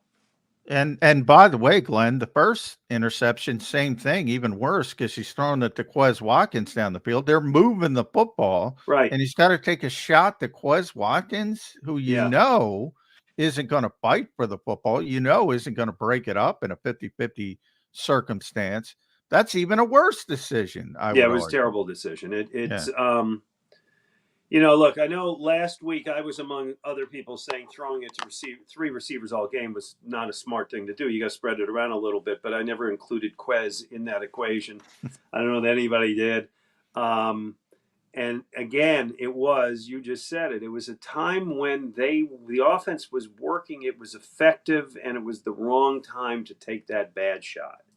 And that's what Jalen's been doing. I remember when he came in the league, the biggest question, I think, was, is he going to be able to throw that deep ball? Well, he can, but to me, right now, his judgment is really gone backwards, and I don't know why. All right, so we sit here with the Eagles still tied for first place in the division. Their chances of getting the number 1 seed are minimal at best, down to below the 3%. San Francisco at best is going to lose 1 game. They're not losing 2, so you can kiss the home field advantage throughout the playoffs goodbye. But they need to beat Dallas for the division, and they've still got a lead in the tiebreakers and the like. They do quote unquote, control their own destiny. You can't really say that because it's going to come down to strength of victory. And there are other teams whose victories go up and down that you can't control. So they don't have the control of their own destiny. What are we hanging our hat on other than the teams we're playing have stunk this year, just these standings? What are we hanging our hat on that the Eagles can get this thing? I'm not even saying turned around. I'm just saying leveled off. Leveled off could do it right about now. What are we believing that will actually happen or can happen that'll be the case with the Birds for the last 3 games? Well, I don't know that I think they will. I mean, I do think they will. I do think they will beat the Giants here next week. And if they don't beat the Giants here next week, then everybody just go home and, when does spring training begin? Oh, that's a catastrophe. Yeah. If you can't beat Tommy Cutlets at home on Christmas that doesn't Day, happen, listen, I'm not taking it as a given, John, because of what we've seen. And it could be that the bottom is really falling out. You guys are old enough to remember the coat-tight 7-2 season that finished 7-9. And, I mean, it happens. We didn't think it was going to happen that year, but it did. And so these things do happen. Let's think not.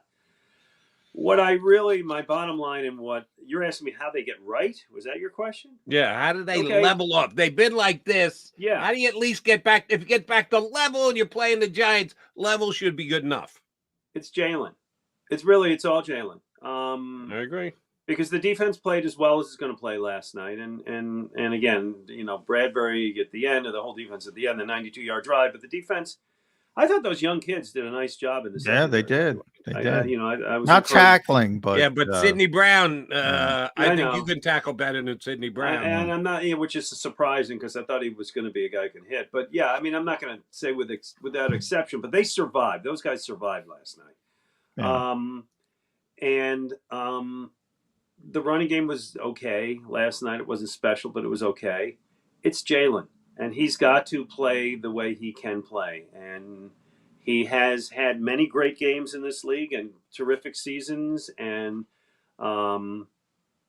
that's the entire thing. He's got to return to being one of the best quarterbacks in the league, and if he does, then there will have something. I mean, I don't think any of us are booking tickets to Las Vegas right now. No. You mentioned personnel, and I agree with you, Glenn, defensively. And I want to bring Howie Roseman. We all crowned Howie 2-time executive of the year a little bit too early. I think if you go back to last year, it worked out. They needed some help. They get Linval Joseph and Dominican Sue. It worked out pretty nicely. This year, the Band-Aids have not worked out. And Shaq Leonard, they're playing 3 safeties because they don't want Shaq Leonard on the field. Bradley Roby, he made a nice tackle on DK Metcalf, but they don't even feel comfortable enough to put him on the field 3rd and long. Maybe that's why they can't stop a 3rd and long. I don't know, because they have the young kids out there. Julio Jones, nothing. Nah, just a body. On and on and on. Who am I forgetting, Jody? Bayard hasn't even been impressive. They brought him in. He's got nothing left. Yeah. Not good. No. What about just, I've argued they should have started Sidney Brown from week 1, and who knows, maybe he can tackle if you get through those startup costs by week 15. I don't know. Nobody knows. Hey, maybe Ringo can play. Yeah, maybe Ringo can play. Maybe Ricks can play. Yeah. They look good in coverage. Now, Ricks, I joke, got pushed into Puget Sound on that one Kenneth Walker touchdown. So there's some run support issues, but these guys got to learn. You don't practice, right? You don't hit in practice. They don't tackle in college football. So you got to learn on the job, basically. And Sidney Brown, I think, has the ability to become a good player, but you got to get those. I always use the Jim Schwartz term, startup costs. Got to get them over with. They waited too long, but bigger picture, Howie Roseman, the Band-Aids. I think he's gone too far with that, Glenn. I think he went for what he considered was the best available. I'm going to take it back a while and say, to me, the problems began in the offseason, and it was priorities, and they let TJ Edwards go.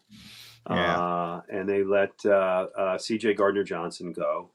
And I know Johnson's original contract demands were kind of crazy, but he did sign for much less. Now he got hurt, so I can't tell he's having a great year. I think he's supposed to be back. He's supposed to be. They started his practice window this week. And TJ Edwards has had a great season. Now I also understand the dilemma of being an NFL general manager, which is you have a salary cap and you have to prioritize. And they've done well over the years by not prioritizing linebacker and safety. But this year, that's really killed them. The linebackers they had, maybe with the exception of Cunningham, really haven't played well. The safeties, they got hurt, and you don't have much going on there. And to me, it was the off-season personnel decisions that really hurt you there. All right, then I'm going to go off-season with you since you went there, and I'll take whatever crap I have to take for looking past the rest of this season. Ooh. They could get beat by the Giants this week, and then oh my God, we'll panic set in the streets. Oh, when we get to the offseason, either free agency and the Eagles are in okay cap space because Jalen starts to make that quarterback money now, so it's not like they're gonna have this big hand to play. So it's gonna need to pick a guy who's reasonably priced and have him overachieve rather than just here's the best guy. We're gonna outbid everybody. People want to come play for the Philadelphia Eagles. We'll get our guy. First round draft pick. Let's say all players created equal. Any position you want, they've all got the same exact grade. You're just filling a need. What position do you think Howie Roseman's going to put on the top of his wish list? How old is the center? Well, but his backup is the left 36. guard. Okay, how old is his right tackle?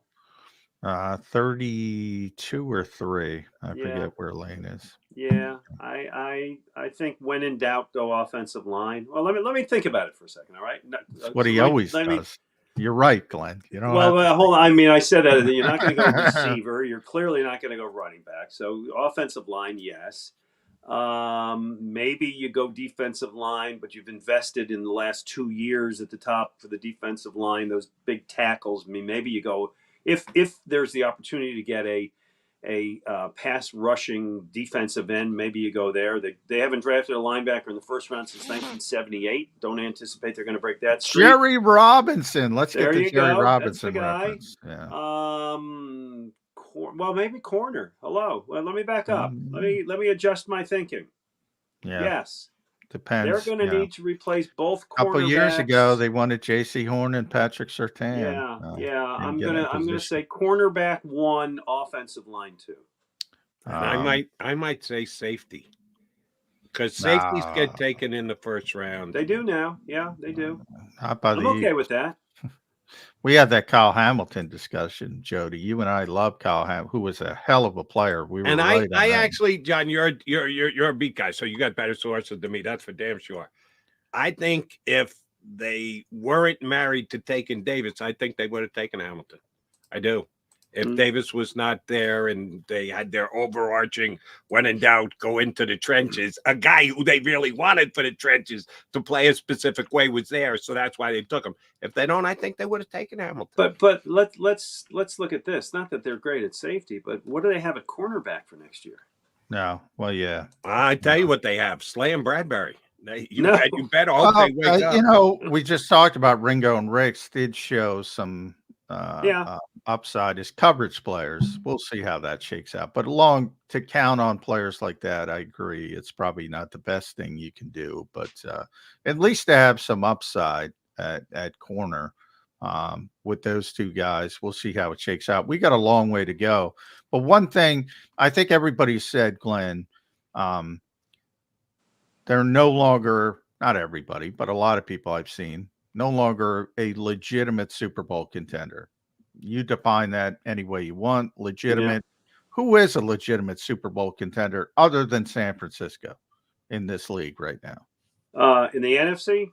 Yeah. I mean, Dallas is second, but they're sooner or later going to have to win a game on the road. And we saw in Buffalo how they're unable to do that. I mean, Detroit would be the dark horse there.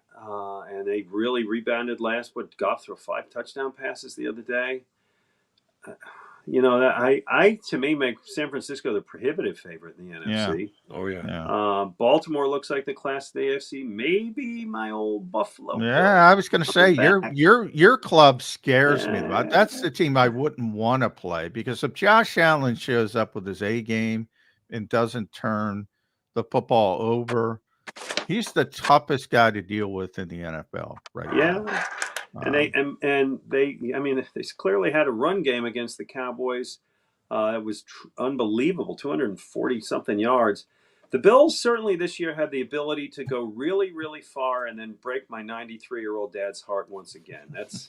I think that's what we're looking at with the Bills. What football does. One more of those. Breaks people's hearts. That's what the it Bills does. are great at doing that. Yeah. Take you almost there. Buffalo with that Key Rasul Douglas edition, who I implored Howie Roseman to have interest in back when the Bills grabbed him. I think he could play here in Philadelphia. Yeah. He played very well for Buffalo so far. All right, so Christmas Day, where you going to be, big guy? Christmas Day, I will be doing the pregame show right in front of the stadium. I've already done the weather scouting. It's going to be. Have you ever done a Christmas Day before? Did they even? Well, tell me about the weather, because I haven't done it. Glenn. So I looked at the weather. It's going to be between 40 and 45. That's supposed to be clear. No, not much chance now of precipitation. But here's the fun thing about Christmas Day. First of all, Christmas Day is my wife's birthday, but we are pushing that back this year to the 26th. And on Christmas, I am taking my son, my older son, and his 2 boys, my 2 grandsons, 11 and 8, to their first NFL game. Nice. And very nice. They are damned excited, although the 8-year-old, Ben, is now in full panic mode over the Eagles, who he thought they were going to go 17-0 and win the Super Bowl by 50 points. So you know how when you're a kid and your team starts losing for the first time and you well, he's kind of in that mode now, yeah, ruins your whole mood. So they're going to go their first don't even bring this to his doorstep. But then you have the flip side to that. When you're 8 years old or 7, and your team goes to the Super Bowl and wins in the greatest upset in the history of sports up to that point, and still 50 years later, and you think it's going to be like that every year for the rest of your life. And you haven't been back to the big dance once in 50 plus years. That could also be a potential outcome. Joe Namath running off the field, Jody. There you go. That was the greatest. Lecturing. He was waving that finger at me going, don't do it to yourself. Don't believe it's going to happen every single year. Don't get crazy there, young man. Yes. So I'm excited because, I mean, like you guys, you know, I generally go to games as a media guy, and I'll sit in the press box and you can't cheer, and it's my job, and I love it. I'm lucky to have the job. I love it. But to have the chance to sit in the seats with fans, with my kid and my grandsons, I'm really excited about that. Yeah, the grandson part of it, it makes it exciting. Otherwise, I'd rather be in the press box line. Well, if the grandchildren weren't in there, January, in December, there's no doubt about that, John. The best thing about the last 2 years, going to Phillies playoff games as a fan. Nice to be in the press box. Nice to sit next to Glenn Macnow and Johnny Sunshine, whatever. No. I'd rather sit with my daughter, scream and yell and high five someone I don't know for the right side of me when the Phillies score a big run. That is a lot of fun. Glenny Mac, always a pleasure, brother. You and I, not Sunday, because Sunday is Christmas and you'll be doing the post-game show. You're not doing it. Wait. Monday's Christmas. Monday's Christmas. So you and I on Sunday. Yeah, all right. We're on the 24th, I'm on, you know what? I'm on Christmas Eve edition. Yes. I'm on before you on Christmas. I'm on from 10 to 1. Okay, I'll be throwing it down to you down at the link for your Christmas pregame show. All right. Can I do a shameless plug for something? Please do that. I'm in this play, Young Frankenstein, the Mel Brooks play. It's the musical based off of the movie. I'm going. I love They made Young it into a musical and a comedy, and it's ridiculously funny and crazy, and all the lines from the movie, what knockers, and I was going to make espresso. Tremendous. And so I'm in the play that started last weekend. It runs through December 30th at the Players Club of Swarthmore. For tickets, go to pcstheater.org. And I promise you'll get a lot of laughs, and it may be part of it in that I have a 4-minute singing solo on the stage by myself. I love it. For the first time. Yeah. There you go. Who plays Igor? Not Igor. The kid who plays Igor named Maddie Moorhead is hysterical. He is great in that role. And the woman who plays Frau Blucher is going to bring you to tears of laughter. Very nice. But I am the Hermit, and Young Frankenstein, pcstheater.org. Get your tickets and come out and see it. Nice. G-Mac, I will talk to you on Sunday. Thanks for getting up. Looking forward to it, pal. See you, John. Thanks, Glenn. Mac. McMullen, McDonald. Yeah, Francis, I'm very excited by that. That turned my day around. Yeah. Tremendous movie. What knockers? Yeah, and he said it bring back memories because it was an all-time great movie and a fun play. I'm understanding as well. All right, we thank Glenn Macnow for coming on. Andrew Jacheco. We'll come back. John McMullen, Jody McDonald. We got to put a bow on this episode of Birds 365.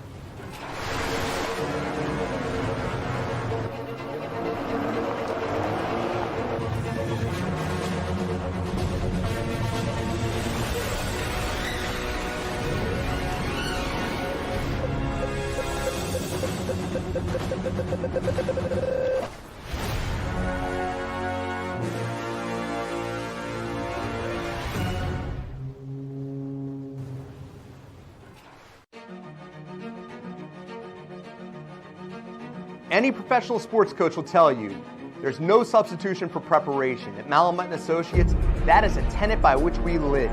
We prepare from day one for victory. Anything less is not acceptable. Go passionately. Go fearlessly. Go confidently. Go Birds! Go confidently towards your goals with First Trust, Philly's hometown bank for nearly 90 years, and the official bank of the Philadelphia Eagles. We're focused on getting you over the goal line. So go with conviction, go with trust, Go Birds! and go forward with us by your side. First Trust Bank, the official bank of Philadelphia dreams. Oh, and go Birds.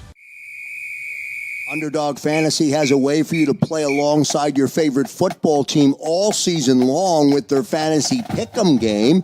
You pick between 2 to 5 players, select whether they'll go higher or lower on one of their stats, then do what you usually do on a Sunday, watch the games.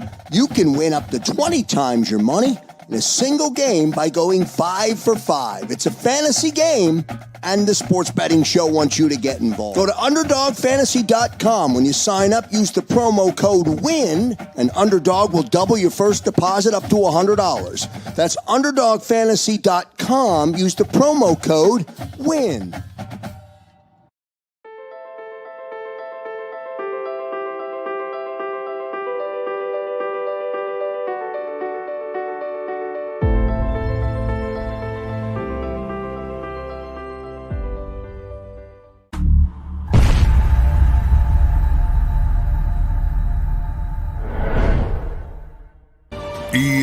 EAGLES, Eagles.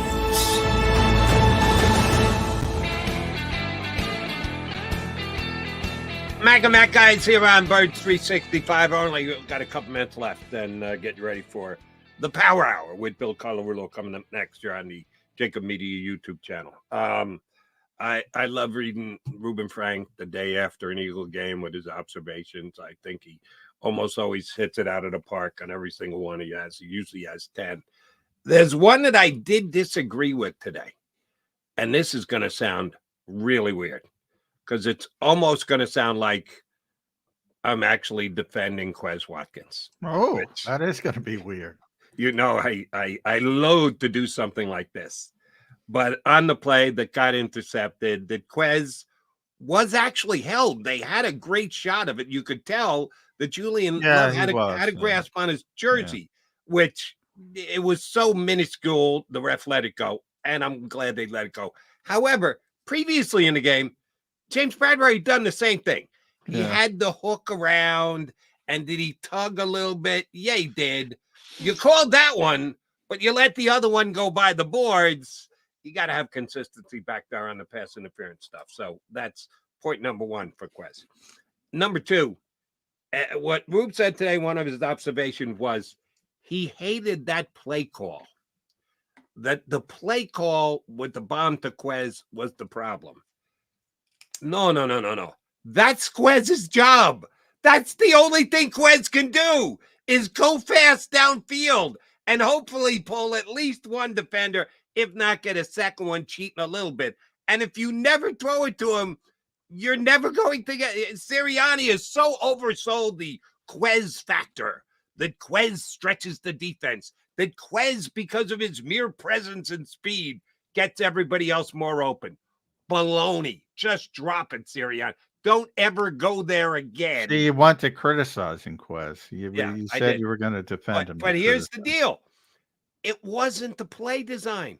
No, that's what Quez has got to do. That's it. So as minuscule as it is, that's his job. And he was asked to do his job, and he did. He ran down fast, ran downfield real fast. What do I always say, Jody? People don't criticize whether they know it or not. People don't criticize play calls. They criticize play results. You're throwing the football to a guy who's not going to fight for it in a 50-50 situation. Like with AJ in the last one. This one, I'm doing just that. I'm criticizing results. Why? Because Jalen chose to throw the ball there. That's on Jalen. That's correct. And that's what we're talking about. He's making bad decisions. That's the design of the play. It is a possibility. They left it open there for a possibility, and Jalen was the guy who decided to throw it there.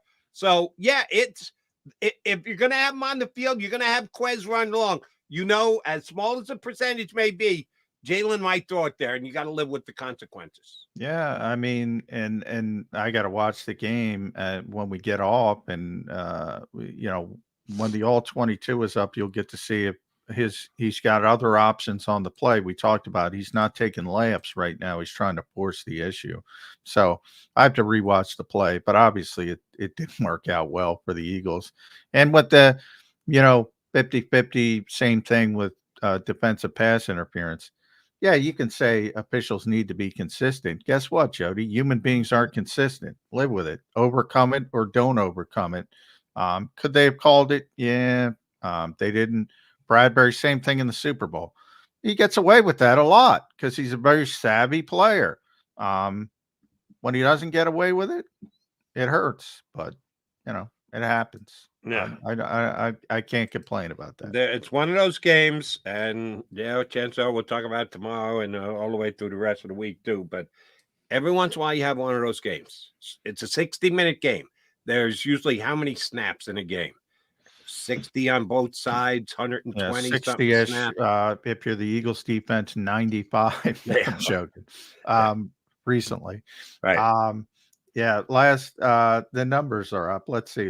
Yesterday was we got to go. I know. Yes, 69 on offense, 61 on defense. Right. So you're looking at 130, 35, 40 snaps over the course of the game. They all have an effect on the outcome of the game. But sometimes 2 or 3 or 4 are so much more important than all the other ones. The other 136 become inconsequential because of the result of several plays. And that's exactly what happened to the Eagles. And the biggest of the big plays went against them last night. We'll be back here to talk about it even that much more tomorrow. J-Mac, you're here, right? Sirianni's not pulling you away? Yeah, no. We'll see what the schedule is. We'll see what the head coach panics about this week, and we'll move it on. Hopefully nothing, because Christmas present, Philadelphia, cheer up. Tommy DeVito's coming to town. I have been quasi-impressed by Tommy DeVito. I don't know that this is as big a layup as some people think. Oh, the Eagles don't take layups, so nothing's a layup. But that could be one of their problems. They're trying to give you a layup.